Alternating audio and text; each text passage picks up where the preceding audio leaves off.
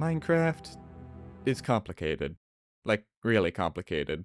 The only reason everyone can play without getting completely lost is because they keep up on the updates. But I stopped playing a long time ago. Now there's all these new blocks, entities, mechanics that my smooth brain just cannot fathom.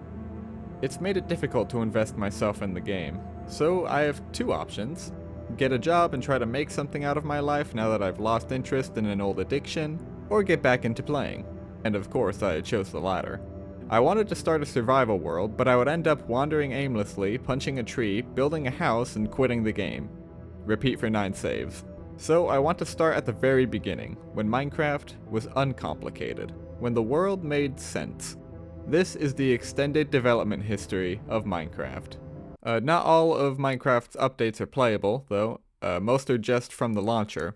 So I'll walk you through the development of Minecraft, courtesy of the Minecraft Wiki. And I'll smooth brain it just for you guys. Not because you guys are dumb, I still don't know what my demographic is, but because my autistic brain likes timelines. Update 1, RD131655, Cave Game Tech Test. Here's the first recorded version of the game.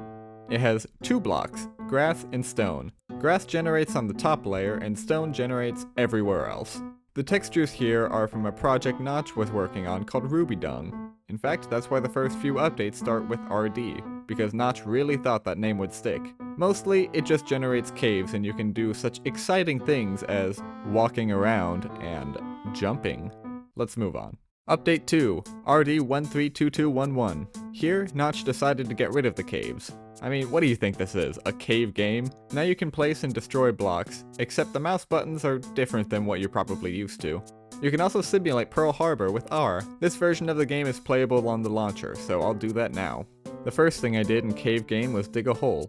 Now this is content. I spent a little bit of time in the hole and it just wasn't satisfying. I got up and looked at myself in the mirror. "What are you doing with your life?" I asked. I went for a walk and hiked up a hill, and I stared into the sunset for a few minutes before coming to the ultimate realization.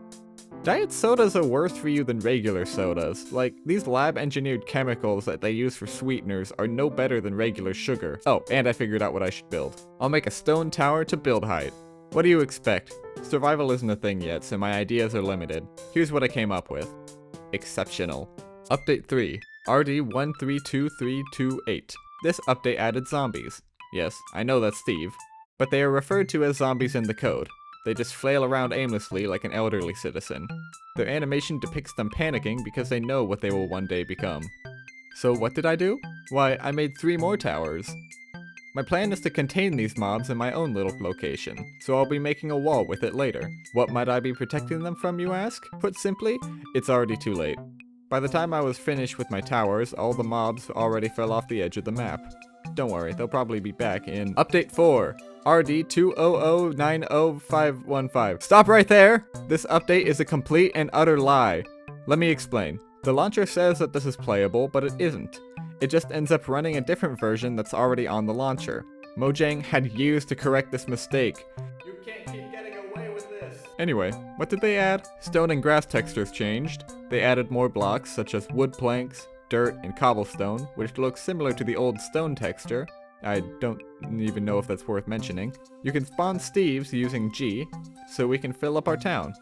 And lastly, hills will start generating. Hypothetically, of course, since I'll be playing on the same flat world from earlier.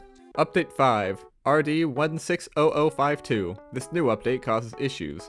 For 1, since I loaded from an earlier version, the whole world is covered with stone. For 2, the game may just stop registering my GUI, and I'll have to restart the game to keep playing. This will most certainly drive me to madness, and I'll turn to alcohol as my only friend. Chances are I'll forget my drinking habits when I go pick up my kid from school. Basically, no GUI, then DUI. And for 3, the game runs exclusively in full screen.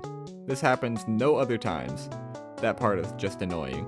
I started building a wall only to realize that the towers do not line up. Good lord, what have I done?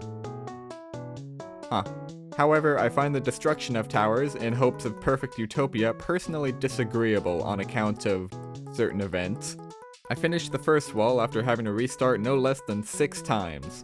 I think I'll continue in Update 6, RD161348. the final update of Pre-Classic. I finished the wall here and constructed doors that could never hope to close properly. I like to think that it's representative of my immigration-friendly policy. All can enter, none can leave. One significant thing added in this update is the sapling.